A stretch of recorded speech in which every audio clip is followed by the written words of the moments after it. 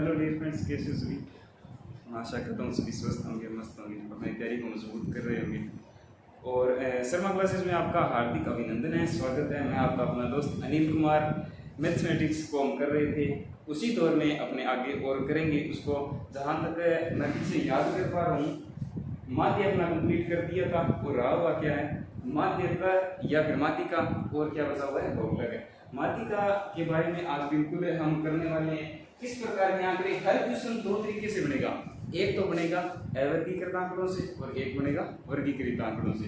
अवर्गीकृत आंकड़े अर्थात आपको जो कि त्यों दिए होंगे एफ की मान, जो फ्रीक्वेंसी होगी ना, एक्स की वैल्यू होगी, जो कि त्यों दी होगी, जो वास्तव में है वही दी होगी, लेकिन वर्ग अंतराल दिए होंगे कौन से होंगे, वर्गीकृत आंकड़े, मतलब जो वर्गों में बांटे होंगे, 0 से 10, 10 से 20, 20 से 30, इस प्रकार से बांटे होंगे, वो हो जाएंगे आपके वर्गीकृत आंकड़े। और कंफर्म है जो 6 नंबर में आएगा वो किससे आएगा, वर्गीकृत से आएगा। तो अपना जो टॉपिक रहने वाला है वो आज क्या रहेगा, माध्यिका। क्या कहते हैं इसे, माध्यिका या माध्यक, या क्या कहते हैं इसे, माध्यक। इसे किसके द्वारा रिप्रेजेंट किया जाता है, किसके द्वारा व्यक्त किया जाता है, एम के द्वारा, कैपिटल एम के द्वारा दर्शाया जाता है कि कैपिटल एम क्या चीज है, माध्य या माध्यिका। ठीक है, माध्य या माध्यिका के बारे में मैं पहले जिक्र कर चुका था मोटा मोटा। अब एक और बार मैं बता दूं कि माध्य और माध्यिका का मतलब वास्तव में क्या है, वास्तव में और हकीकत में सब कुछ इसका मतलब यही है कि मध्य का मान, मध्य का मान मतलब आपको आंकड़े दिए होंगे, उनमें से आपको जो बीच का मान है वो निकालना होगा। तो 1 नंबर के अंदर अवर्गीकृत आंकड़ों से पूछ लेता है, और जो 6 नंबर में आता है, 3-3 नंबर के बनते हैं, उसमें वो पूछ लेता है किस प्रकार के वर्गीकृत आंकड़ों से जुड़े वाला फॉर्मूले से क्वेश्चन होता है। अब करते हैं अपने इस क्वेश्चन को कि ये तो ठीक है, हमें ठीक है ये परिभाषा पूछ सकते हैं नॉर्मली 1 नंबर में, कम ही चांस है, आज तक तो कभी पूछी नहीं है, फिर भी यदि पूछ ले तो आपको क्या बताना है कि मध्य का मान ही क्या होता है। याद रखना, माध्य और माध्यक में अंतर है। माध्य क्या चीज होता है, औसत वैल्यू होती है, ठीक है, औसत मान होता है वो होता है माध्य, लेकिन माध्यिका बीच की वैल्यू होती है। ठीक है, अब करें यहाँ पे क्वेश्चन को। अब मैं लिखने वाला हूं अवर्गीकृत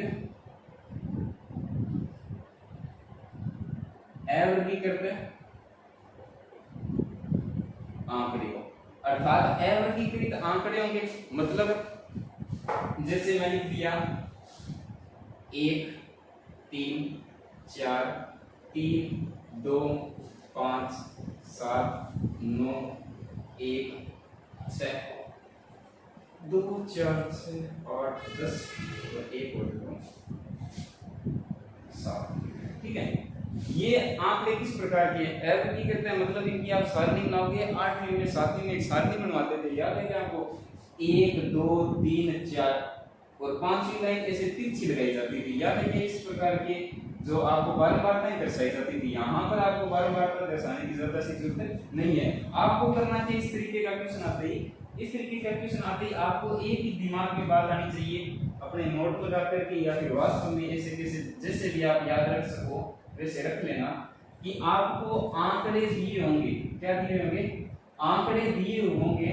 उन आंकड़ों को या तो आप आरोही क्रम में लिख देना या अवरोही क्रम में लिख देना। सुन रहे हो मेरी बात, या तो आरोही क्रम में या अवरोही क्रम में। आरोही क्रम कौन सा होता है, आरोही क्रम छोटे से बड़ा, इस तरीके से प्रोग्रेस जो करता है, कंटिन्यू, वो क्या होगा, वो होता है आरोही क्रम। लेकिन यदि जो लॉस होता है, घटता जाता है, वो क्या होता है, अवरोही क्रम। आरोही क्रम या तो आप आंकड़ों को लिखोगे आरोही क्रम में या आप लिखोगे आंकड़ों को अवरोही क्रम में, या आरोही क्रम में लिखोगे या अवरोही क्रम में।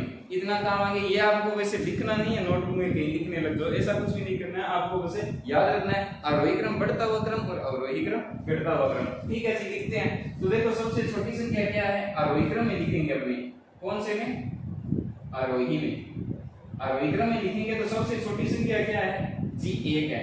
1 से बड़ी क्या है, अभी तक 1 और है, ठीक है जी, 1 और को लिखो। अब क्या है, 1 से बड़ी 2 है, तो 2 देखो यहाँ पर है, तो इसको 2 को लिख दो यहाँ पे। इसके अलावा 2 और है क्या, इसके अलावा और नहीं है। तो 2 से बड़ी क्या होती है? 3 है क्या? 3 है। 1 2 2 बार 3 है यानी 3 3 3 और है क्या? नहीं है। 4 है जी, और 4 है क्या? जी नहीं है। फिर आ गया 5 5 कितनी बार है? एक बार ये, ठीक है। 6 कितनी बार है? 6 की एक बार ये। फिर कितनी बार है?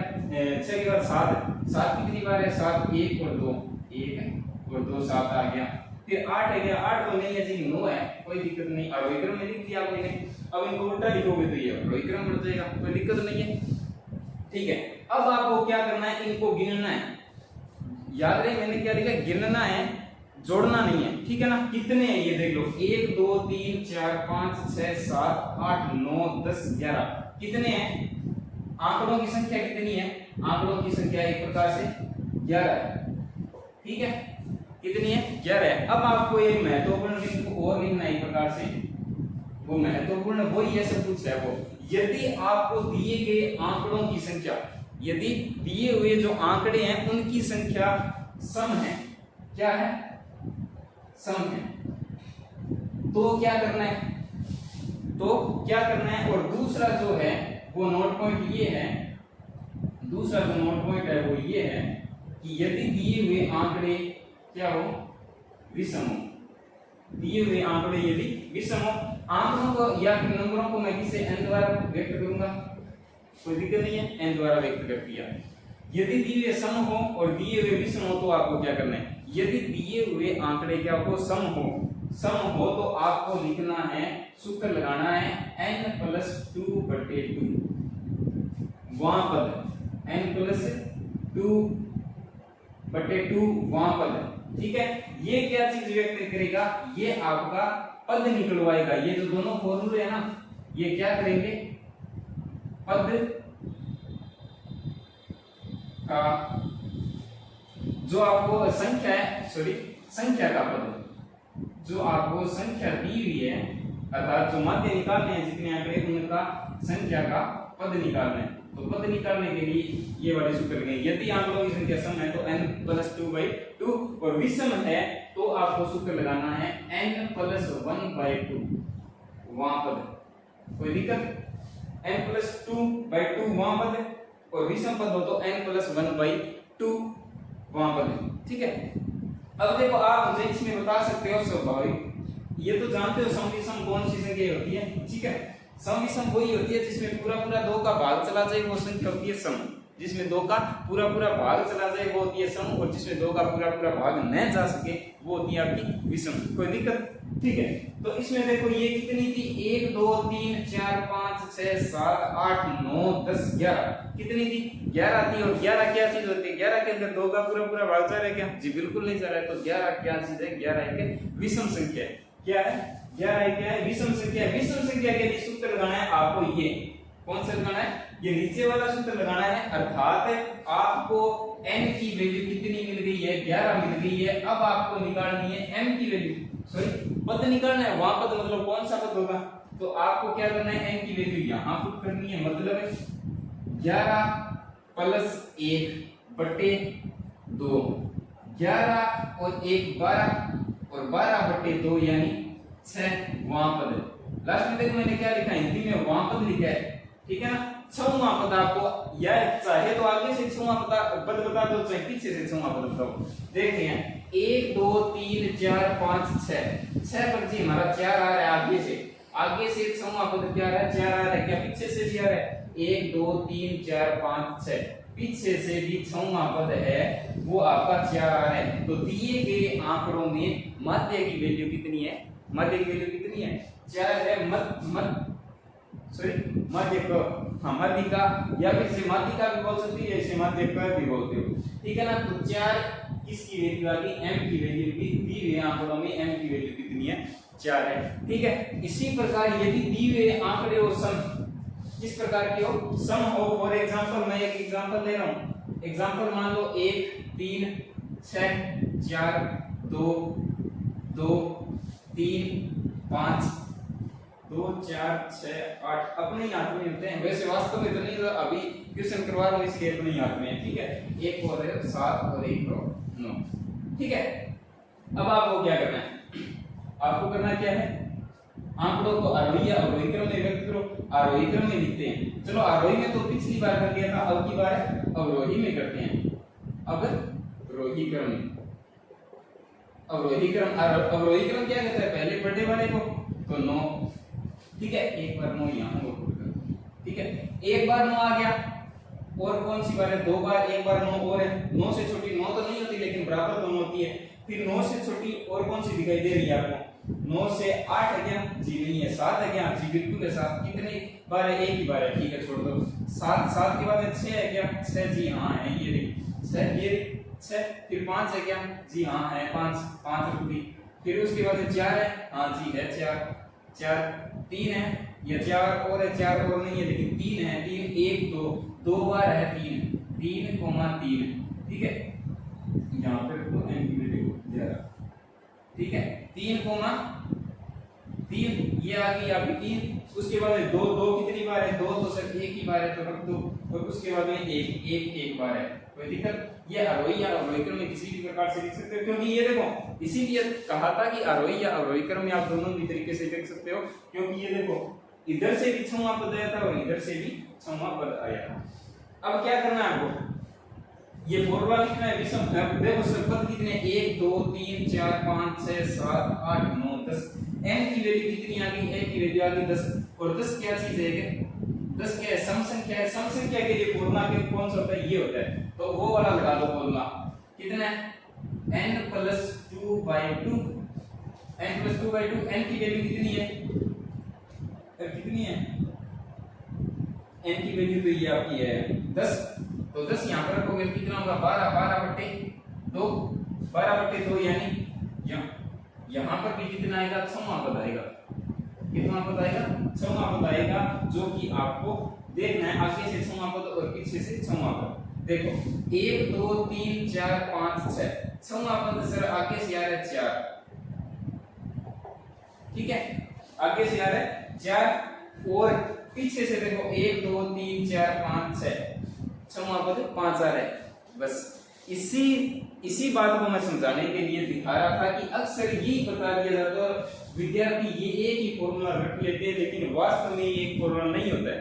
यदि आंकड़े हो ना सम, आंकड़े क्या हो, सम हो, तो यहाँ पर n + 2/2 के अलावा एक फॉर्मूला और होता है, वो होता है n/2। मतलब इसमें आपको दो वैल्यू निकालनी होगी, कितनी वैल्यू निकालनी होगी, 2 वैल्यू निकालनी होगी। 2 कौन सी निकालनी होगी, यहाँ पर गौर से देखो मैंने लिखा है, एक तो निकालनी होगी n/2 और एक निकालनी होगी n + 2/2। कोई दिक्कत, 2 वैल्यू निकालनी होगी और उनका फिर माध्य निकालोगे ना, तो वो आपको बीच का मान होगा। तो सर हमें तो कुछ समझ में नहीं आया, दोबारा तो आपको यहाँ तक मैं अनुमान लगा रहा हूँ कि यदि 10 दिए हो और दूसरे वाला फॉर्मूला लगा करके आप एक पद निकाल सकते हो, ठीक है। वो कौन सा पद निकाल लिया आपने, 6वां पद। इसके अलावा यदि सम होना तो एक फॉर्मूला और होता है माध्य निकालने का, माध्य निकालने का या माध्यिका निकालने का, n/2। n/2 यानी कि 10/2 मतलब है 5वां पद, 5वां पद, अर्थात आगे से 5वां पद कौन सा होगा, 1 2 3 4 5, ये होगा 5वां पद।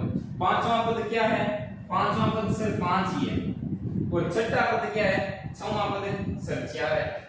क्या है, यदि छठा पद होता तो कितना है, 4। लेकिन ये माध्य तो नहीं निकला अभी तक माध्य तो नहीं निकला, माध्य का तो नहीं निकला।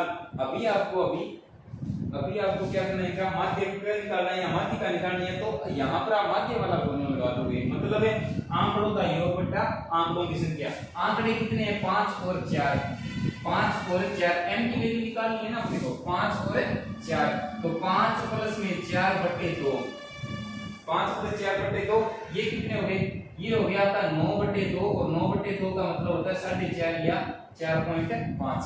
कोई दिक्कत, मतलब है मोटी मोटी बात ये विषम वाला आता है ना, तो कोई अक्सर दिक्कत नहीं आती है। विद्यार्थी 1 जोड़ के 2 का भाग देकर वहां पद निकाल के उसका भाग गुणा करके निकाल देते हैं, ठीक है। लेकिन अक्सर विद्यार्थियों की ये बहुत बड़ी दिक्कत जब आती है, जब आपको आंकड़े दिए हो इस प्रकार के, सम प्रकार के सम दिए हो, तो उनमें आपको करना क्या है, एक बार तो आंकड़ों को गिनना है और 2 का भाग देना है। इस प्रकार यहाँ पर हमने गिना था, कितने थे, 1 2 3 4 5 6 7 8 9 10 थे, ठीक है। 10 आंकड़े थे, ये देखो 1 2 3 4 5 6 7 8 9 10 10 से n बटा 2, ये देखो n बटे 2 वाला फॉर्मूला लगा दिया मैंने, कितना पद आ गया, पांचवा पद आ गया। ठीक है, ये जो फॉर्मूला लगाने के बाद जो वैल्यू निकलती है ना, वो पद की वैल्यू निकलती है। ठीक है, पद की वैल्यू निकलती है, वो कह रहा है पांचवा पद होगा। पांचवें पद पर गए तो ये आ रहा था 5, ठीक है, हमने मान लिया कि 5 होगा, लेकिन एक माध्य न होकर के माध्य न होकर के इसमें दो माध्य होते हैं। दूसरा और देखो, अब जैसे हमने यहाँ देखा, लेकिन यहाँ तो बीच का मान होता है, लेकिन वास्तव में तो बीच का मान है ही नहीं, बीच में तो दो वैल्यू है। इस प्रकार की वैल्यू हो तो आपको क्या करना है, इन दोनों को जोड़ना है, पांचवा पद है, फिर आपको क्या करना है, n प्लस 2/2 वाला फॉर्मूला लगाना है, यानी 10 प्लस, ये देखो 10 प्लस 2/2 यानी 10 तो 12/2 यानी छठवां पद। आगे से आप वो फिर छठवां पद, पांचवा पद निकाल लिया, छठवां पद निकाल लिया, दोनों को जोड़ा, फिर आपको इनका माध्य निकालना है। ध्यान देना, माध्य ही निकालना है, और माध्य ही वास्तव में क्या होगा, माध्य होगा। तो इस प्रकार के जो आंकड़े दिए होंगे ना, इस प्रकार के, उनके लिए m की वैल्यू क्या हो जाएगी, दो वैल्यू होगी, उनका माध्य निकालना होगा। तो यहाँ पर आपका 4.5 वैल्यू निकलेगी। ठीक है, तो अपने अवर्गीकृत आंकड़ों पर आधारित क्वेश्चन इस प्रकार का आ सकता है। एक नंबर के अंदर 20 आंकड़े होगा, एक नंबर पूछेगा, सम वाला थोड़ा सा लेंथी सा हो जाता है, वैसे आपको समझाया तो टाइम ज्यादा लगे, वास्तव में लेंथी नहीं होता है। ठीक है, तो अपनी क्लास को यहीं पर एंड करते हैं आज के लिए। ठीक है, आगे जो क्लास होगी वो किस प्रकार की होगी, आगे जो क्लास होने वाली है वो मैं अनुमान लगा रहा हूँ, तो वर्गीकृत आंकड़ों पर करवा देंगे, जिसके अंदर फॉर्मूला होता है, फॉर्मूला क्या होता है, n plus n/2 minus cf by f into में h, ये फॉर्मूला होता है। ये आप कल मैं ये पूरा आशा और विश्वास से कहता हूँ कि याद करके आओगे, और याद करके आओगे तो अपने एक्सरसाइज को करेंगे। बहुत ही सिंपल एक्सरसाइज है, फ्री के नंबर है, और ऐसी बात नहीं कि इसके नंबर को ले नहीं सकते, आसानी से ले सकते हैं, कोई प्रॉब्लम नहीं आती ज्यादा जी। तो मोटी मोटी बात ये है कि ज्यादा टाइम न बढ़ा करके आपकी क्लास को यहीं पर समाप्त करते हैं। अपना ख्याल रखिए, अपने घर वालों का ख्याल रखिए, और तैयारी को मजबूत करते रहिए। हाफ ईयरली अभी कुछ ही टाइम बाद में स्टार्ट होने वाली है, फर्स्ट टेस्ट सेकंड टेस्ट तो अभी ये होंगे, फिर बाद में हाफ ईयर के। जय हिंद, जय भारत, अपना और अपने घर वालों का ख्याल।